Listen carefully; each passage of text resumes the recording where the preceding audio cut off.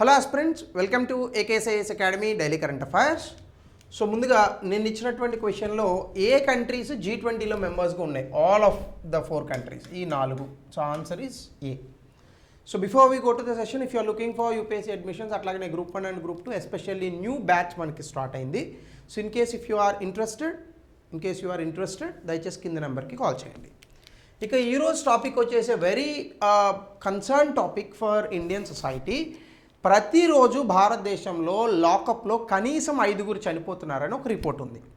మరి భారతదేశం అనేటటువంటిది చాలా సువిశాలమైనటువంటి దేశం. ఏరియా పరంగా, విస్తీర్ణం పరంగా కావచ్చు, జనాభా ఆధారంగా కావచ్చు, అలాగనే చాలా biggest democracy, largest democracy in the వరల్డ్గా చెప్తాం. మరి అలాంటి దేశంలో రూల్ ఆఫ్ లా, చట్టబద్ధమైనటువంటి పాలన ఉండాలి కదా. కానీ ఈ చట్టబద్ధమైనటువంటి పాలన మనము ఫండమెంటల్ రైట్, ప్రాథమిక హక్కుగా చేసుకున్నాం.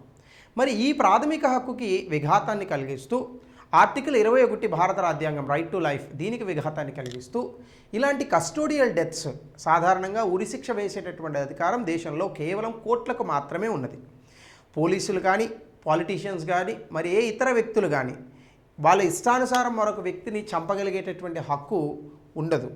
అలాంటిది మరి పోలీసుల చేతుల్లో ఇంతమంది మరణిస్తూ ఉంటే, మరి చట్టబద్ధమైనటువంటి పాలన, largest democracy in the world, ఇలాంటి విషయాలను మనము ఎలా కాన్ఫిడెంట్గా చెప్పగలుగుతాం?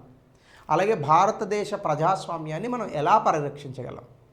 మరి ఇట్లాంటి వాటికి ఎక్కడ అడ్డుకట్ట వేసేది? అయితే ఇక్కడ ఉన్నటువంటి అతిపెద్ద సమస్య ఏంటంటే, కస్టోడియల్ డెత్స్ ఉంటున్నాయి, దీన్ని ప్రజలు కూడా ఆమోదిస్తున్నారు. చాలా సందర్భాల్లో దిశ, నిర్భయ లాంటి కేసుల్లో ఎన్కౌంటర్లు మనం సమర్థించాం. అయితే సమాజంలో జనాల పరంగా ఇది కూడా తప్పే. మనం ఒక చట్టం చేసుకున్నప్పుడు, ఒక కోర్ట్ అనేటటువంటి ఒక ఇన్స్టిట్యూషన్ని ఏర్పాటు చేసుకున్నప్పుడు, మనమే ఆ న్యాయ వ్యవస్థను గౌరవించకపోతే, మనమే న్యాయాన్ని మీరినటువంటి పరిస్థితుల్ని సమర్థిస్తే, న్యాయం అనేటటువంటి దానికి ఇంకా ఆధారం ఎక్కడ ఉంటుంది? సో ఇది కూడా ప్రజలుగా మనం ఆలోచించాల్సినటువంటి విషయం. సో మనం ధర్నాలు చేయాల్సింది, నిర్భయ, దిశలకు అన్యాయం జరిగింది, ధర్నా చేయాలి, కానీ చట్టబద్ధంగా మాత్రమే వాళ్ళని శిక్షించాలి తప్ప చట్టాన్ని చేతిలోకి తీసుకొని పోలీసుల్లో మరొకరి చేతుల్లోనే సత్వర న్యాయం వచ్చేటట్టుగా చూడకూడదు. So in this particular context లీగల్గా ఒక కొటేషన్ ఉంటుంది, justice delayed is justice denied అందరూ చెప్తారు. కానీ దానికి ఒక నెక్స్ట్ ఇంకొకటి ఉంది edition, justice hurried is justice buried. న్యాయము ఎంత ఆలస్యమైతే అంత ప్రమాదమో, సత్వర న్యాయం అనేటటువంటిది కూడా ప్రమాదమే. సో ఇది గుర్తుంచుకుంటూ ఈరోజు టాపిక్లోకి మనం వెళ్దాం. ఇండియాలో కస్టోడియల్ డెత్స్ ప్రతిరోజు కనీసం 5 వస్తున్నాయి.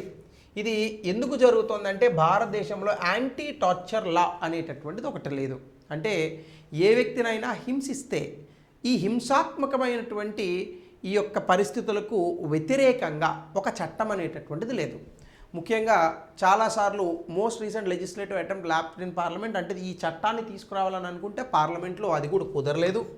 సో దీని కారణంగా మనకి యూఎన్ కన్వెన్షన్ అగైనెస్ట్ టార్చర్ అనేటటువంటిది ఉంది. అయితే భారతదేశం దీనికి సంతకం పెట్టలేదన్నమాట. సో అయితే దీనికి కూడా డిస్కషన్స్ జరుగుతున్నాయి. ముఖ్యంగా ఇండియన్ పీనల్ కోడ్, భారత న్యాయ సంహితలో టార్చర్ అనేటటువంటి అసలు పదానికి డెఫినిషనే లేదు.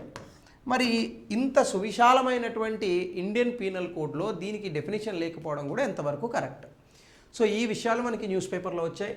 అయితే అసలు కస్టోడియల్ డెత్ అంటే ఏంటి? కస్టోడియల్ డెత్ అంటే ఒక వ్యక్తి మరణం కనుక లా ఎన్ఫోర్స్మెంట్ ఏజెన్సీస్ అంటే అది న్యాయ వ్యవస్థ కావచ్చు, జైలు కావచ్చు, పోలీస్ స్టేషన్ కావచ్చు, ఈ పరిస్థితుల్లో లేదా ఈ ప్రదేశాలలో కనుక జరిగితే దీన్ని కస్టోడియల్ డెత్ అని అంటారు. ఇది ఎందుకు జరుగుతుంది? మనకి ఇచ్చినటువంటి వాళ్ళ అధికారాన్ని అధికంగా యూజ్ చేసినా, లేదా ఎక్కువగా వాళ్ళని టార్చర్ చేసి చంపేసినా, లేదా మెడికల్ నెగ్లిజెన్స్, అంటే ఒక వ్యక్తిని అరెస్ట్ చేసిన తర్వాత అతనికి దెబ్బలు కనుక తగిలితే అతనికి వైద్యం చేయించి మనం చట్టంలో నిలబెట్టాలి. అరే ఎందుకు అట్లాంటి ప్రివిలేజ్ అంటే అప్పుడే కదా వాడు తప్పు చేసినాడని ప్రూవ్ అయ్యేది, దానికోసం. అలాగనే పూర్ కండిషన్స్ ఆఫ్ కన్ఫైన్మెంట్, అంటే జైల్లో మనం పెట్టిన తర్వాత అక్కడ ఉన్నటువంటి పరిస్థితుల వల్ల కనుక అతను చనిపోయినా, నీళ్లు లేకనో, గాలి తగలకనో, మరొక రకంగానో, అట్లానే ఏసీలు పెట్టమని అనట్లే, గాలి అయితే తగలాలిగా. అట్లాగనే ప్రాథమిక హక్కుల్ని ఉల్లంఘించిన, ముఖ్యంగా right to life and dignity article 21ని ఉల్లంఘించిన ఈ కారణాల చేత కనుక మరణిస్తే దాన్నే మనము కస్టోడియల్ డెత్ అని అంటాం. అయితే దీనికి సంబంధించిన డేటాని కనుక మనం చూస్తే 2016, 17, 2021, 22 మధ్య దాదాపుగా 11,000 మంది కస్టోడియల్ డెత్ జరిగాయి. దీన్నే కనుక మనం తీసుకుంటే యావరేజ్ ఒక రోజుకి 5 మరణించినట్టుగా లెక్క. అలాగే నేషనల్ క్రైమ్ రికార్డ్ బ్యూరో లెక్కల ప్రకారం 2018 నుంచి 2021 వరకు కూడా ఇలా కస్టోడియల్ డెత్స్ జరిగినటువంటి క్రమంలో ఆ కస్టోడియల్ డెత్స్కి కారణమైనటువంటి పోలీసులు లేదా అక్కడ ఉన్నటువంటి పోలీసులు వీళ్ళని ఒక్కసారి కూడా శిక్షించలేదు. అంటే పోలీసులు చట్టానికి అతీతులా, రాజ్యాంగం కన్నా పైన ఉన్నారా, చట్టాలు పోలీసులకి వర్తించవా అనేటటువంటి ఒక ప్రశ్న ఉత్పన్నమవుతుంది. అట్లానే అండర్ రిపోర్టింగ్, కొన్నిసార్లు నేషనల్ హ్యూమన్ రైట్స్ కమిషన్ కొన్ని వేల కంప్లైంట్లు తీసుకున్నా కూడా ఈ మెజారిటీ ఆఫ్ కావాలని చేసినటువంటి ఎన్కౌంటర్స్ అన్నీ కూడా లేదా రూరల్ లాకప్స్లో డెత్స్ ఇవన్నీ కూడా కస్టోడియల్ టార్చర్ అని రిపోర్ట్ ఇవ్వరు. అంటే ఒక వ్యక్తి కస్టడీలో చనిపోతే ఆ చనిపోయిన వ్యక్తికి ఫేవర్గా ఎవరు కేసు కూడా పెట్టలేనటువంటి పరిస్థితి. అయితే ప్రపంచంలో ఉన్నటువంటి చాలా ప్రజాస్వామ్య దేశాలలో భారతదేశం కూడా 1997లో యునైటెడ్ నేషన్స్ ఐక్యరాజ్య సమితి తీసుకొచ్చిన కన్వెన్షన్ అగైనెస్ట్ టార్చర్ UNCAT అని అంటారు. దీనికి వ్యతిరేకంగా అంటే దీనికి వ్యతిరేకంగా కస్టోడియల్ టార్చర్కి వ్యతిరేకంగా యుఎన్లో పెట్టినటువంటి కన్వెన్షన్కి భారతదేశం ఒప్పుకుంది. కానీ ఇప్పటి వరకు దాన్ని రాటిఫై చేయలేదు. అంటే దాన్ని సంతకం పెట్టడం వేరు, దాన్ని అమలు చేయడం వేరు. సంతకం పెట్టగానే అమలు చేయలే. అలాగనే disproportion number of custodial victims, ఇలా ప్రతిసారి జైళ్ళల్లో హింసించబడినటువంటి విక్టిమ్స్ పెరుగుతున్నారు మన దేశంలో. అయితే ఇందులో మార్జినలైజ్డ్ కమ్యూనిటీస్, దళిత్స్, ఆదివాసీలు ఎక్కువ ఉంటున్నారు. ఎక్కడి వరకు ఎందుకు, ఆ మధ్యకాలంలో ఆంధ్రప్రదేశ్, తెలంగాణ లాంటి రాష్ట్రాలలో గంజాయి తాగి ఇబ్బంది పెడుతున్నారు, గంజాయి తాగి కొంతమందిని కొట్టారనేటటువంటి నెపంతో కొంతమంది వ్యక్తుల్ని రోడ్డు మీద పెట్టి కాళ్ళు తొక్కి పోలీసులు అరికాళ్ళలో చితగొట్టారు ఓపెన్గా. ఇది చాలా క్లియర్గా మనకి యూట్యూబుల్లో మీడియా ఛానల్స్లో వచ్చింది. ఈ హక్కు పోలీసులకి ఎవరిచ్చారు? ఒకటి. రెండు, మరి ఇదే ఈ మధ్యకాలంలో కొంతమంది రాజకీయ నాయకులు డ్రగ్స్ తీసుకుంటూ దొరికారు, మరి వాళ్ళని కొట్టలేదే? అంటే రాజకీయ నాయకులకు ఒక చట్టం, బయట గొడవలు చేసేటటువంటి వ్యక్తులకి సామాన్యులకు ఒక చట్టం, లాయర్లకు ఒక చట్టం, సంపన్నులకు ఒక చట్టం ఉంటుందా దేశంలో? ఉంటుందని చెప్పేసేయండి ఓపెన్గా. ఇది కరెక్ట్ కాదు. దీనివల్ల సమాజానికి వ్యతిరేకత ఉన్నటువంటి శక్తులు తయారవుతాయి, అతివాద శక్తులు వస్తాయి, ఎక్స్ట్రీమిస్ట్ ఫోర్సెస్ వస్తాయి, which is not good for any democracy or not good for any country or society. So కాబట్టి ఇది మనము ఆలోచించాల్సినటువంటి విషయం. అలాగనే దీనికి సంబంధించి ఏ కారణాల వల్ల ఇది వస్తున్నాయి? ఒకటి, పోలీస్ అఫీషియల్స్ ఎప్పుడు కూడా వాళ్ళ ఇన్స్టిట్యూషన్సే వాళ్ళని సపోర్ట్ చేస్తాయి. మీరు చూడండి, ఎస్ఐ గారు మీతో గట్టిగా మాట్లాడినాడు అనుకోండి, సిఏ గారు ఆయన సపోర్ట్ చేస్తాడు. సిఏ గారు చేసినాడు అనుకోండి, డిఎస్పీ సపోర్ట్ చేస్తాడు. డిఎస్పీ అట్లా చేస్తే ఎస్పీ సపోర్ట్ చేస్తాడు. ఎస్పీ చేస్తే డిఐజీ చేస్తాడు. ఇట్లా వాళ్ళలో వాళ్ళు సపోర్ట్ చేసుకుంటారు. ఇది కరెక్ట్ కాదు. సో దీని కారణంగానే మనకి 2018-21 మధ్య ఎంతమంది పోలీస్ ఆఫీసర్లకి శిక్ష పడినాయి అంటే, 3rd డిగ్రీ అనేటటువంటి మెథడ్ని అసలు వాడకూడదు దేశంలో. సార్ వాడకపోతే ఎట్లా వింటారు అని అనుకోవచ్చు మీరు. వింటారు, త్వరితగతిన శిక్షలు పడాలి వాళ్ళకి. ఇది చేయకుండా కస్టోడియల్ టార్చర్ చేస్తే వింటారా? పిల్లల్ని కొడితే వింటారా? మాట బుజ్జగించి చెప్పాలా మనం వాళ్ళకి అర్థమయ్యేటటువంటి రీతిలో. అలాగనే ఇంట్రాగేషన్ ప్రోటోకాల్స్, అంటే ఇప్పుడు for example confession extraction treatments, ఈ గోలు లాగడాలు లేదా ఏదైనా పట్కారు పెట్టి వాళ్ళకి హింసించడాలు, అరికాళ్ళలో కొట్టడాలు, సో లేదా వేన్నీళ్ళు చల్లడాలు, దీంతో ట్రూత్ రాబడదామని అనుకుంటారు.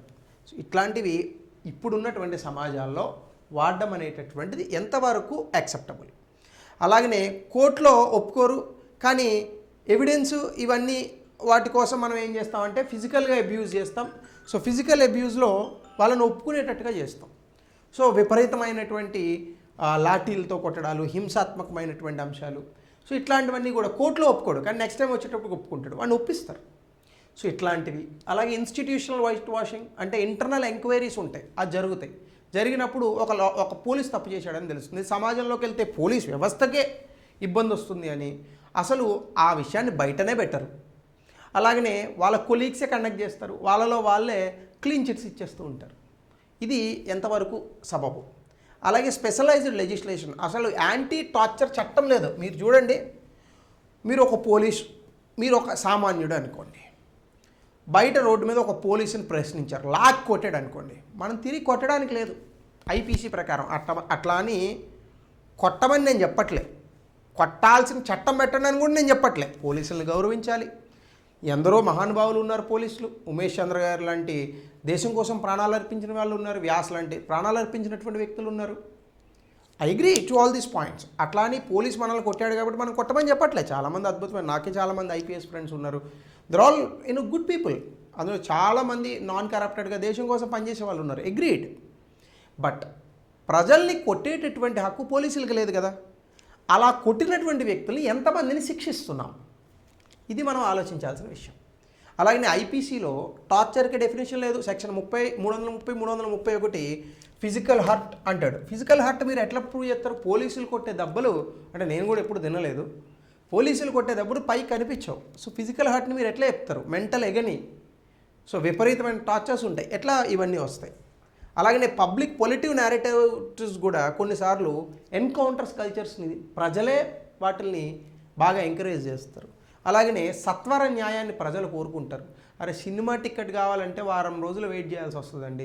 న్యాయం కోసం కొన్ని రోజులు, కొన్ని దినాలు వెయిట్ చేయలేమండి మనం. ఒక రోజులోనే సక్సెస్ వస్తుందా? రాదు కదా. సో ఈ విషయాలను కూడా కొంత సొసైటీ ఎక్కువగా పరిగణించాలి. దీనికి సంబంధించి సుప్రీంకోర్టు జడ్జిమెంట్లు అనేక ఉన్నాయి. DK Basu versus state of west బెంగాల్లో ఒక ల్యాండ్ మార్క్ జడ్జిమెంట్ ఉంది. 11 మ్యాండేటరీ గైడ్లైన్స్ ఒక వ్యక్తిని అరెస్ట్ చేయాలన్న కస్టోడియల్ టార్చర్కి సంబంధించి కొన్ని ఇచ్చింది. ఎవరు ఫాలో అవ్వరు. అలాగే Nilabati Behera versus state of Orissa 1993లో కూడా strict liability to pay compensation for violation, అంటే ఒక వ్యక్తి తాలూకా ప్రాథమిక హక్కు ఆర్టికల్ 21 ఎవరైనా విఘాతం కలిగిస్తే, అతను కస్టోడియల్ టార్చర్ పెట్టిన, ఫిజికల్ వైలెన్స్కి గురి చేసిన ఆ వ్యక్తికి కంపెన్సేషన్ పే చేయాలి. ఒకసారి సుప్రీంకోర్టు ఒక తీర్పులో కొన్ని లక్షల రూపాయలు కంపెన్సేషన్ ఇచ్చింది విక్టిమ్కి. అట్లాగే Prakash Singh versus union of ఇండియాలో ఇక్కడ కూడా పోలీస్ కంప్లైంట్స్ అథారిటీ రాష్ట్రంలో, జిల్లాలలో ఏర్పాటు చేయాలి. ఇలాంటి సీరియస్ మిస్కాండక్ట్ని మనం ట్రాక్ చేయడానికి ఎక్కడ చేస్తున్నాం. అట్లానే Sube Singh versus state of Haryana, state power అంటే రాష్ట్రం తాలూకా హక్కు, sovereign immunity defence does not apply in the cases of custodial torture. అంటే దేశానికి లేదా రాష్ట్రానికి, ఇక్కడ స్టేట్ అంటే దేశం అని, దేశానికి అధికారం ఉందంటే ఎవరినైనా చంపే అధికారం అని కాదు, అది దానికి వర్తించదు అని చెప్పింది కోర్టు. అలాగనే బల్జిత్ సింగ్ 2020 కేసులో కూడా సీసీటీవీ కెమెరాలు పెట్టాలని. ఇప్పటికిప్పుడు మీరు కావాలంటే వెళ్ళి ఆర్టీఏ ఫైల్ చేయండి, ఎన్ని పోలీస్ స్టేషన్లో సీసీటీవీ కెమెరాలు జైల్లో ఉన్నటువంటి ఆ రూమ్ ఉంటుంది కదా అక్కడ పనిచేస్తున్నాయి చూడండి. సో ఇవి మన దేశంలో ఉన్నటువంటి అనేక రకాలైనటువంటి సుప్రీంకోర్టు తీర్పులు. అయితే ఇందులో మనకి ఛాలెంజెస్ ఏంటంటే, ఫస్ట్ ఆఫ్ ఆల్ టార్చర్ అనేటటువంటి దానికి డెఫినేషనే లేదు ఐపీసీలో. సో కాబట్టి మనం అమెండ్మెంట్ చేయాలి లేదా చట్టాన్ని ఏర్పాటు చేయాలి. అలాగనే లిమిటేషన్ పీరియడ్స్, అంటే విక్టిమ్స్ ఒక టార్చర్ పెట్టారనో ఇంకొకటనో 6 నెలలలోగా 6 మంత్స్లోగా కేసు ఫైల్ చేయాలి. అసలు ఈ 6 మంత్స్ వీడు కోమాలో ఉంటాడు, ఎట్లా ఫైల్ చేస్తారు? అట్లానే ప్రొసీజరల్ ల్యాప్సెస్, అంటే ఇండిపెండెంట్ అటాప్సీస్ అనేటటువంటివి లేవు. పోలీసులు ఇచ్చేటటువంటి ఈ రిపోర్ట్స్ ఇవన్నీ కూడా మన ప్రభుత్వ ఆసుపత్రిలో చేస్తారు, ఈజీగా మేనేజ్ చేయొచ్చు అక్కడ. అలాగనే నేషనల్ హ్యూమన్ రైట్స్ కమిషన్ ఇది ఉంది, కానీ దీనికి అధికారాలు లేవు. సో దీని కారణంగా ప్రోయాక్టివ్ ఇన్వెస్టిగేషన్స్ ఇవన్నీ సరిగ్గా ఉండవు, పోలీసుల రిపోర్ట్ మీద ఆధారపడాలి. అలాగనే ఇన్ఫ్రాస్ట్రక్చర్ లేకపోవడం, అంటే సీసీటీవీ లాంటి వాటిని ఇంప్లిమెంట్ చేయకపోవడం, ఇవన్నీ మనకు ఉన్నటువంటి కారణాలు. కాబట్టి ఖచ్చితంగా ఈ దేశంలో ప్రజాస్వామ్యాన్ని కాపాడడానికి, ప్రజల హక్కుల్ని పరిరక్షించడానికి పోలీసులకు ఉన్నటువంటి అమితమైనటువంటి అధికారాలను ఖచ్చితంగా కట్టడి చేయాలి. కస్టోడియల్ టార్చర్స్ కానీ, 3rd డిగ్రీ లాంటి వాటి కానీ, ఎన్కౌంటర్స్ లాంటి వాటిని సొసైటీ ఏ కోశాన ఎంకరేజ్ చేయకూడదు. ఇది మనం ఆలోచించాల్సినటువంటి విషయం. సో దీనికి సంబంధించినటువంటి ఒక ప్రశ్న అలాగనే కమెంట్ సెక్షన్లో తెలపండి. దీనికి సంబంధించి ఒక మెయిన్స్ క్వశ్చన్ 200 పదాల్లో రాయండి. సో ఇది ఈరోజు టాపిక్. మరో కొత్త టాపిక్తో will meet tomorrow. Thank you. Have a good day.